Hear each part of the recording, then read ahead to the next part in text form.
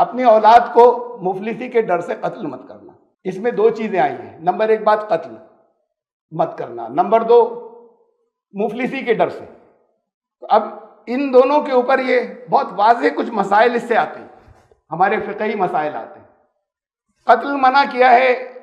इंसान जब किसी माँ के रहम के अंदर, उसके पेट में कोई अगर जब कंसेप्शन होता है और उसके बाद एक ग्रोथ है जो स्टार्ट होती है, तो उस जगह से जहाँ पर मर्द से जो कुछ मुंतकिल होता है और उसके बाद जो कुछ भी फ्यूजन होता है, वो हर जगह पर, हर लेवल के ऊपर, मेल का स्पर्म भी और फीमेल के एग्स भी, ये सब लिविंग थिंग है, यानी लाइफ तो है।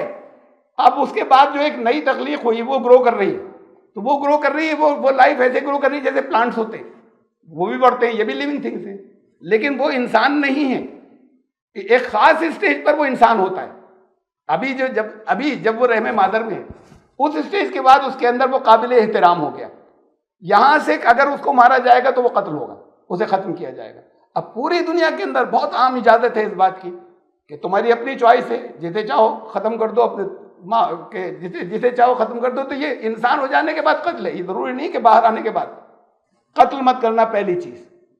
मुफलिसी के डर से ये, और ये दूसरी बात कि प्लानिंग की इजाज़त है, कोई तरबियत के लिए अपनी फैमिली को प्लान करना चाहता है, लेकिन तुम्हारे जहन में ये नहीं होना चाहिए कि ये प्रॉस्पेरिटी इससे आएगी। कहा कि ये चीज़ जो है ये नहीं होनी चाहिए कि हम इससे गरीब हो जाएंगे या हमारा इकोनॉमी हमारी टाइट हो जाएगी, ये जहन में नहीं आना चाहिए कि इसे अल्लाह ने हराम करार दिया है। ये सोच, नानू नर्ज़ुकुकुम व इय्याहुम, रोज़ी हम तुम्हें देते हैं ना, उन्हें भी हम ही देंगे। तुम समझते हो तुम कमाते हो, बड़े बड़े करोड़पति ज़रा सी देर में कल्लाश हो जाते हैं, ख़त्म हो जाते हैं, सुसाइड कर लेते हैं। जब बड़े बड़े कर्जों में घिर जाते हैं, दुनिया समझ रही है कि बिलियनायर हैं और उन्होंने सुसाइड कर लिया, वो मालूम है अंदर की हालत क्या है, एक्सप्लोड होने वाली है, सुसाइड कर लिया उन्होंने। तुम समझते हो तुम्हारी सलाहियतें, ज़रा सी देर के अंदर मोमेंट्स होते हैं, पैरालिसिस हो गया, अब पड़े हुए, अब दुनिया इधर से उधर गुजर रही है, उनको एक तरफ डाल दिया गया। कुछ दिन तो इलाज कराया, कुछ दिन कोशिश की, अब उसके बाद बिल्कुल एक गोश्त के लोथड़े की तरह एक तरफ पड़े हुए, सब खत्म। वो जो कुछ तुम्हारा था सब दूसरों का कब्जा हो गया। तो तुम समझते हो तुम्हारी सलाहियतों का था, तो ये सलाहियतें दी हुई किसकी थी? हम रोजी तुम्हें हम देते हैं, ये बहुत बड़ा तुम्हारी गलतफहमी है कि रोजी तुम्हारी अपनी हो, तुम कमाते हो, उनको भी हम देंगे। अच्छा, उनको भी हम देंगे, इसके डर से ऐसा मत करना कि तुम फैमिली प्लान करने की बात करने लगो। अब सारी दुनिया में ये में फिलॉसफी जो दी जा रही है, ऐलान इसी का है, अमल इससे अलग है। दुनिया के दो हिस्सों के अंदर यहाँ आपसे पूरा जोर दिया जा रहा है, ये जनसंख्या नहीं बढ़े, आबादी नहीं बढ़े, हमारा मुल्क गरीब, ये मुल्क की इकोनॉमी बढ़ती चली गई है, स्टैंडर्ड ऑफ लिविंग ऊंचा होता चला गया, इसके बावजूद की आबादी बढ़ी है। दुनिया में सबसे बड़ी इकोनॉमी जो है वो चाइना की है इस वक्त, चीन की। दूसरे नंबर पर इंडिया है, इसलिए कि उसकी आबादी या इंडिया आने वाला है। ये कोई मैं एक अकेला नहीं कह रहा, जितनी दुनिया के बड़े इकोनॉमिस्ट हैं वो सब कह रहे हैं कि दूसरे तीसरे नंबर पर इंडिया आने जा रहा है। पहले नंबर पर चाइना, तीसरे नंबर के ऊपर इंडोनेशिया है, ब्राज़ील है, ये सारे, यूएसए है, इंडिया, ये सारे वो मुल्क हैं जिनकी आबादी ज़्यादा है, दुनिया में ज़्यादा है। ये जाइंट इकोनॉमी, जाइंट्स बनने जा रहे हैं, इकोनॉमिक जाइंट्स। उसके बाद ही कहा जाता है कि आबादी कम करो, फैमिली प्लानिंग होना चाहिए। ये जो अमीर मुल्क हैं, ये जो ज़्यादा पैसे वाले मुल्क हुआ करते थे, जब सेकेंड वर्ल्ड वॉर के बाद फिर एक नया वर्ल्ड ऑर्डर आया, उस वर्ल्ड ऑर्डर में जो बड़े इकोनॉमी के हिसाब से बड़े मुल्क बन के निकले, वो यूरोप और यूएसए, ये सारे निकले, और इधर के लोग जो हैं वो सब गरीब हो गए। तो उस वक्त उनके यहाँ आबादी बहुत कम थी, उनका मिजाज ये था कि बच्चे कम हो, हम खुशहाल रहेंगे। ये मिजाज उनका जो है वो अपनी सोच से चला था। जो आज़ादी जो उनको दी गई थी, या उन्होंने जिस आज़ादी की उन्होंने अपने तौर पर समझा था या बात की थी, उसमें उन्होंने खुद इस बात को औरतों ने नापसंद किया कि वो कहते हैं 2 या 3 बच्चों पे लिमिट हो, 2 पर हो। अब वो चाहती हैं 1 भी नहीं हो, हम ऐसी ज़िंदगी गुजारें। अब वो मिजाज इस जगह जाता है कि मैरिज की क्या ज़रूरत है, जिम्मेदारियाँ हैं, फलाएँ, जिसके साथ जितने दिन चाहेंगे रह लेंगे। कानूनन भी जायज़ हो गया दुनिया के बहुत से मुल्कों के अंदर कि वो कानूनन जायज़ है, जिसके साथ दोनों बाले हैं, अपनी खुशी से रह रहे। तो ये निज़ाम चलेगा, बच्चों की ज़रूरत नहीं है, बच्चों की आबादी कम होगी, खुशहाल रहेंगे। कुछ दिनों खुशहाल हुए वो, उसके बाद उनकी जनसंख्या, उनकी आबादी जो है, पॉपुलेशन घटने लगी, इतनी घटने लगी कि लेबर खत्म हो गई। तो फिर उन्होंने जहां पर लेबर ज्यादा थी, जिन मुल्कों के अंदर जिसे गरीब कहते हैं, वहां से लेबर को इंपोर्ट किया, मंगाना शुरू किया कि लेबर हमारे यहाँ आए, काम करें ये लोग, हम मैनेजर रहेंगे, हम फैक्ट्री ओनर्स रहेंगे। अब ये लोग यहां से निकले। ये अगर आर्टिफिशियल निज़ाम नहीं होता जो दुनिया वालों ने बना लिया है, कुरान ने कहा था अर्जुल्लाह, जमीन एक है, अल्लाह की जमीन है। कुरान ने कहा था इबादुल्लाह, ये सब अल्लाह के बंदे हैं। सारी जमीन सब लोगों के लिए थी। कब्जों से शुरुआत हुई, मुल्कों की अलग अलग बाउंड्रीज, और एक दूसरे को कहीं कहीं और कब्जा किया कि फिर फौजें, और फिर एक दूसरे के ऊपर हमला करने के लिए फौजें, एक दूसरे से डिफेंस करने के लिए फौजें। ये सारी चीज़ें जो है, ये आर्टिफिशियल कब्जे से ये सारी चीज़ें शुरू हुई। अगर सारी दुनिया ऐसी वैसे रहती जैसे अल्लाह ने बनाई थी इंसानों के लिए, तो ये ना पासपोर्ट होता, ना वीज़ा होता, एडमिनिस्ट्रेटर्स होते अलग अलग रीजन्स के। तो फिर ये जहाँ पर खाने को नहीं है वो उन जगहों पर चले जाते जहाँ पर सरप्लस था। और अब ये वीज़ा सिस्टम ने रोक रखा था, वो नहीं देते थे अपने आने का वीज़ा, मजबूर हुए और वीज़ा देना शुरू किया कि लाओ लेबर की हमें ज़रूरत है। तो फिर लेबर जानी शुरू हुई, उन्होंने वहाँ से पैसे भेजने शुरू किए, थोड़ी सी कुछ खुशहाली आई, पहले से इकॉनमी कुछ इम्प्रूव हुई। कुछ अरसे के बाद फिर उनके जो इंटेलिजेंशिया था वो कम होना शुरू हुआ। अभी तक तो फैक्ट्री भाई एक आदमी चला लेता है, वो एक भी नहीं बच रहा है फैमिली के अंदर। इंडस्ट्रियलिस्ट हैं बड़े, एक भी औलाद नहीं है, कोई बच ही नहीं रहा, इसलिए कि उनकी वाइफ जो है वो बच्चे नहीं चाहती। तो जब ये हालत होनी शुरू हुई तो फिर उन्होंने इंटेलिजेंशिया इंपोर्ट करना शुरू किया कि वो लोग जो मैनेजर्स चाहिए, अब डॉक्टर्स चाहिए, अब इंजीनियर्स चाहिए। तो फिर ये जाने शुरू हुए यहाँ से, अब खुद बुला रहे हैं, फिर अपने यहाँ इंसेंटिव दे रहे हैं, इनके बहुत बड़ी तादाद मुल्कों की आबादी बढ़ाओ, जिनके बच्चे ज़्यादा पैदा होंगे उनको क्या क्या सहूलतें मिलेंगी, ये इंसेंटिव दे रहे हैं। इनको होश नहीं आता, या जानते होंगे या ब्रेन वॉश हो गए, ऊपर से इनके ऊपर प्रेशर आता है अपनी आबादी घटाओ। अब डरने लगे कि ये कब्जा कर लेंगे हमारे यहाँ का, ये इंडियंस कब्जा कर लेंगे, पाकिस्तानी कब्जा कर लेंगे, इनकी तादाद हमारे ओरिजिनल शहरियों से ज़्यादा बढ़ने लगी। फिर सोचते हैं कि निकालें इन्हें, निकालने का फैसला करते हैं, फिर वापस बुलाते हैं। तो अब परेशान है, इस डिलेमा में करें क्या, और इनकी समझ में नहीं आती ये बात। इन लोगों की ये जो कि इनकी अहमियत इसलिए कि, और इनकी इकोनॉमी लगातार इसलिए इंप्रूव होती चली गई कि वो मजबूर है कि अपने यहाँ बुलाएं। वो वक्त भी आएगा जब वाकई इन्हीं की तादाद ज्यादा हो जाएगी और इनका कब्जा होगा। अगर ये मुल्कों की बाउंड्रीज जब तक बाकी रहती है तो वो अपने आप को हलाक कर रहे हैं, अपने यहाँ वो कोशिश कर रहे हैं, लेकिन उनके यहाँ के लोगों की, लेडीज की, मर्दों की भी आदत पड़ गई कि हमें इस जिम्मेदारी में नहीं, इस फैसले में नहीं पड़ना है कि बच्चे हैं और उन्हें कुछ पालना है और कुछ करना है और फिर ख्याल रखना है, अपनी ज़िंदगी हमें गुजारनी है, ऐश करना है।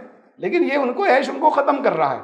अब वो मजबूर है कि दूसरों को लाएं। वो ये दूसरे जो हैं उनसे तादाद में बढ़ रहे हैं जगह जगह, कहीं बहुत सी जगहों पे उनके बराबर आ गए, उस जगह आ गए कि अब वो डर रहे हैं कि ये कब्जा कर लेंगे हमारे ऊपर, इनकी आबादी इनकी बढ़ जाएगी। जगह इनके ही यहाँ के गए हुए लोग दूसरी जगहों पे मिनिस्टर्स होने लगे, उनकी कैबिनेट के अंदर आने लगे। अब वो तो डेमोक्रेसी सिस्टम में यानी वोटिंग से आने लगे, इसका मतलब आबादी बहुत बढ़ गई यहाँ से जाने वालों की। ये जो मुल्क हैं जो गरीब कहलाते थे और इकोनॉमी इनकी लगातार इंप्रूव हो रही है, उन सब की इकोनॉमी डाउन होती चली जा रही है।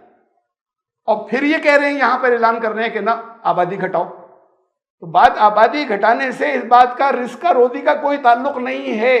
ये तो खुद ऐलान कर रहे हैं कि इकोनॉमिक जाइंट वो बनने जा रहा है, वो मुल्क सबसे बड़ा ऑलरेडी बन चुका, जो पहले नंबर पर जिसकी दुनिया में आबादी सबसे ज्यादा है, दूसरे नंबर पर ये आने वाले हैं जिनकी नेक्स्ट आबादी, तीसरे नंबर पर सारे वो कंट्रीज हैं जो मोस्ट पॉपुलस हैं।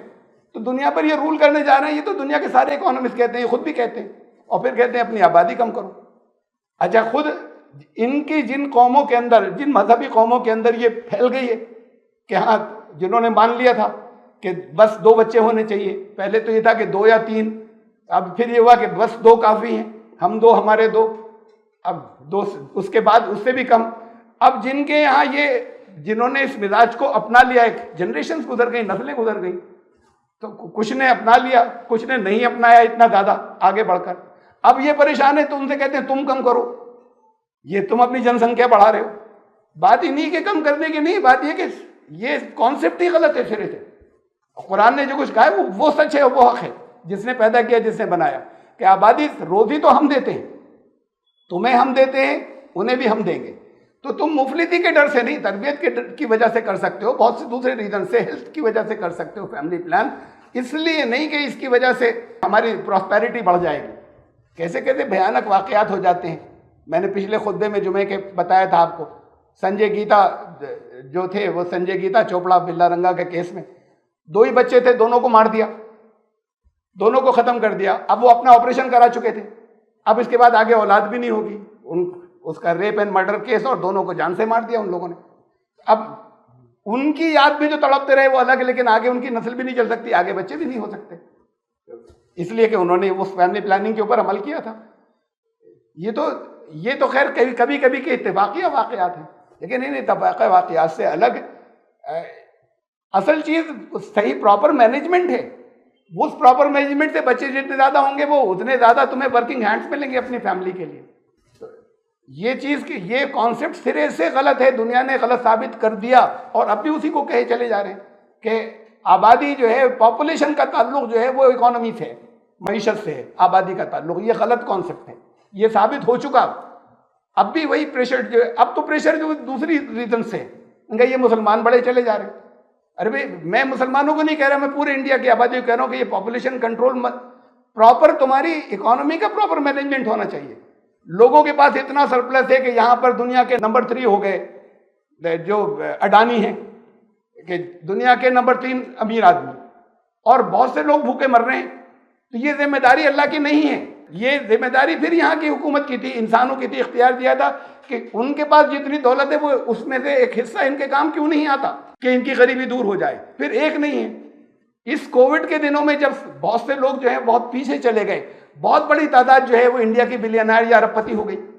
तो ये जो हो गए, तुम्हारा काम इसका है कि इसको कंट्रोल करो। उनकी जरूरत से उनके पास ज्यादा है, उनकी जरूरत से उनमें से हर एक के पास बहुत ज्यादा है। कम से कम मिनिमम नीड्स तो दूसरों की पूरी हो, उसके बाद उन्हें आजादी, इस बात की तुम आजादी दे सकते हो कि भैया आप अपना और कमाइए, आगे जाके बढ़िए।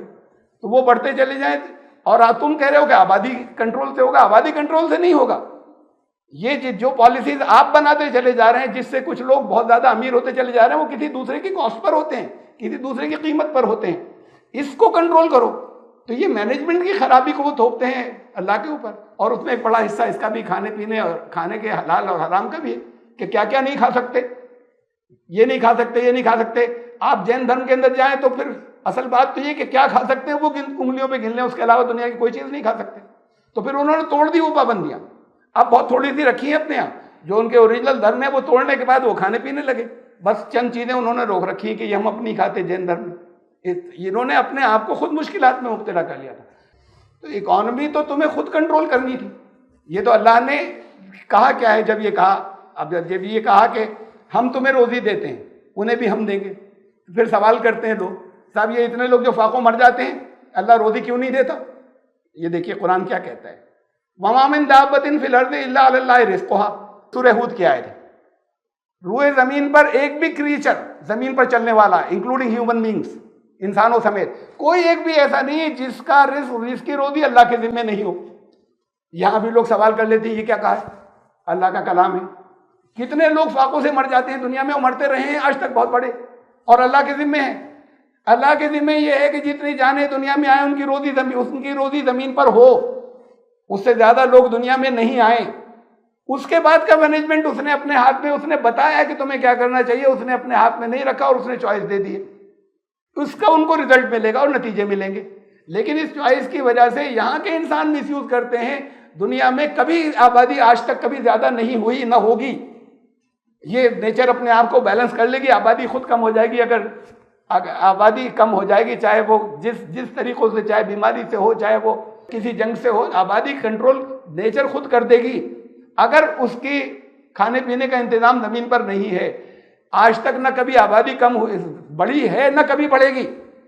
उनकी सारी नीड इंसानों की जितने पैदा होते हैं, इंसान ही नहीं, सारे जानदार, कीड़े मकोड़े तक के, उनकी नीड्स जमीन के ऊपर होती हैं। वो सिर्फ उनको पैदा किया जाता है जिनकी नीड्स पहले यहाँ हो। वो जो इतना रहीम और करीम है, वो जो अलीम खबीर है, वो सब कुछ जानता है। इंसान को पैदा करते वक्त, पैदा करने से पहले माँ के जिस्म के अंदर सामान दे देता है, उसकी ग़िज़ा का वो पहले देता है, लाता बात को है। फिर माँ के पास जो है उसकी रोजी का सामान आ चुका। ऐसे ही माँ के जिस्म से बाहर निकलने के बाद होता है कि उसकी रोजी का सामान, जितने लोग हैं अल्लाह ने कहा हमने रखा है ज़मीन के ऊपर, उसके बाद तुम्हें लाएंगे। यहाँ पहले इंसान नहीं थे, पहले सिर्फ नॉन लिविंग थिंग्स थी, फिर किसी तरीके से लिविंग थिंग्स स्टार्ट हुई। हम इसमें नहीं जा रहे कि कैसे हुई। ये प्लांट्स और पेड़ पौधे और जैसे वनस्पति परिवार एंड ये वेजिटेबल किंगडम ये स्टार्ट हुई। अभी जानवर नहीं थे, फिर उसके बाद एनिमल किंगडम स्टार्ट हुई, फिर ह्यूमन बीइंग आया। कैसे आया इसकी बात हम नहीं कर रहे, फिर ह्यूमन बीइंग यहाँ पर आए। ये तरतीब इसलिए है कि इंसान की ज़रूरत का सामान पहले हो जाए, फिर इंसान आएगा। उससे पहले इंसान यहाँ पर नहीं लाया गया या नहीं हुआ। जब तो ये अल्लाह ने अपने ज़िम्मे ये रखा है कि जितने लोग पैदा हों, बल्कि जितने जानदार पैदा हों, उनकी रोज़ी ज़मीन पर हो। अब कुछ की रोज़ी कुछ दूसरे हड़प जाए, तो ये फिर ये तुम्हारा अपना है, जिसके तुम्हें फिर आगे रिजल्ट्स मिलेंगे। इंडिविजुअल लाइफ में नतीजे उसी ज़िंदगी में अक्सर मिलते हैं, और कलेक्टिव लाइफ के अंदर वो तो मिलेगा इस दुनिया से जाने के बाद। और कलेक्टिव लाइफ में कौमों की उम्र ज़रा ज़्यादा होती है। अब 200 साल से कोई ये करता चला जा रहा है एक्सप्लॉयटेशन, इसको तबाह होना है, लेकिन लोग समझते हैं कि बस ये तो आगे हैं, ये इससे तरक्की कर रहे हैं। तबाही के आसार सामने मौजूद हैं। नहीं रहेगी एक और जनरेशन के बाद ये बड़ी कौमें इतनी बड़ी नहीं बचेंगी। ये एक जनरेशन रह गई है इनकी। इसलिए कि यही निज़ाम है। तारीख में नज़र डाल के देख लो, कितनी बड़ी बड़ी इकॉनमी, तो बड़ी बड़ी ताकतवर कौमें ख़त्म हो गई। समझते सब ये थे कि हम हमेशा रहेंगे और हम ही हमेशा ताकतवर रहेंगे, इसलिए कि उन्होंने खुद अपने आप को तबाह कर लिया था, बर्बाद कर लिया था। अपनी तबाही के सामान को अपने यहाँ बना रहे थे और खुद तबाह हो गए फिर उसके बाद। तो अल्लाह ने इंतज़ाम रखा है। अल्लाह ने यह बताया, वइज़ा क़ील लहुम अनफ़िक़ू, इनसे कहा जाता है कि ये सूरह यासीन की आयत 47, इनसे कहा जाता है खर्च करो अल्लाह के रास्ते में। किसी को सलाहियत ज़्यादा दी है, ये सब निज़ाम था उसका, ये उसका टेस्ट था, तो उसने ज़्यादा कमा लिया। इनसे कहा था कि उनके ऊपर खर्च करो जिनके पास कम है। तो मिम्मा रज़क़कुमुल्लाह, अल्लाह ने जो तुम्हें रोटी दी है उसमें से। क़ाल लज़ीना कफ़रू लिल्लज़ीना आमनू, तो वो लोग जो कुफ्र करने वाले हैं, ईमान वालों से ये कहते हैं, अनुतिमु मल्लाहु यशाअल्लाहु व अतमु इन अंतुम इल्ला फ़ी ज़लालिम मुबीन, कि हम क्या उन्हें खिलाएं जिन्हें अल्लाह चाहता तो खुद खिला लेता। तो फिर अल्लाह ही ने ऐसा रखा है, हम क्यों करें? तुम तो बिल्कुल बड़ी गुमराही की बातें कर रहे हो। हमने अपनी मर्जी से, अपनी सलाहियत से कमाए रहे, हमारी मर्जी, हम क्यों खर्च करें? ये जब निज़ाम सचमुच सही शक्ल के अंदर था, उस दौर की मिसाल रसूलुल्लाह सल्लल्लाहु अलैहि वसल्लम ने फरमाया, हज़रत इब्ने उमर से रिवायत है, रसूलुल्लाह सल्लल्लाहु अलैहि वसल्लम ने फरमाया, किसी बस्ती वालों में से कोई एक आदमी भूखा अगर सो जाए तो उस बस्ती से अल्लाह की जिम्मेदारी उठ जाती है, अल्लाह की हिफाजत की जिम्मेदारी उठ जाती है कि भूखा कैसे सोया,